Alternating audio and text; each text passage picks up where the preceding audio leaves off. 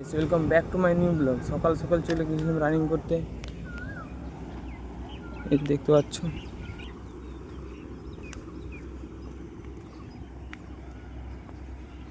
ভাইদের ঘরে যেয়ে দেখি ভাই এখনো ঘুমাচ্ছে, তাই বেশি বিরক্ত না করে চলে গিয়েছিলাম টিয়া পাখিটার কাছে।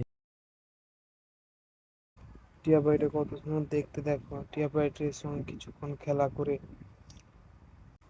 টিয়া পাখিটা কেমন কামড়ায়, দেখো কামড়ালে যদিও লাগে না, কারণ ও এখনো ছোট আছে, ঠিক করে ঠোঁট বড় হয়নি, তাই কিছুক্ষণ খেলা করে চলে এলাম বাড়ি।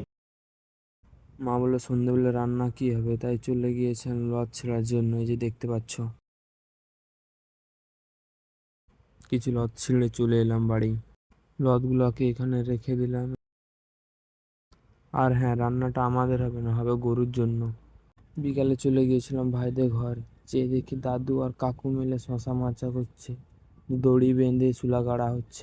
আর হ্যাঁ, দাদুর এবছর অনেকটাই শশা লাগিয়েছিল।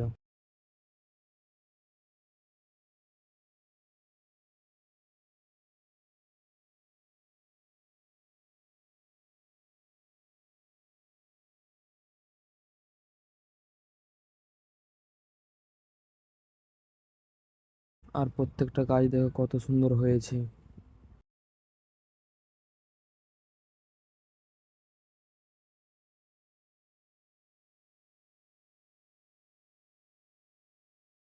গাছে দেখছি অনেক পেয়ারা ধরেছে, তাই পাতা কাটি নিয়ে একটা পেয়ারা পাড়তে শুরু করে দিলাম। পেয়ারা একটা পেড়ে ধুয়ে খাওয়া স্টার্ট করে দিলাম।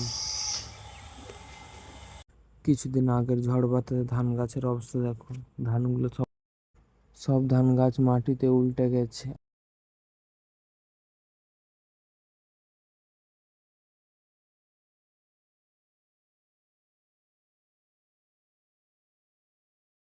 ধান গাছের অবস্থা দেখো, যত সোজা করছি সব মাটির দিকে ঝুঁকে যাচ্ছে।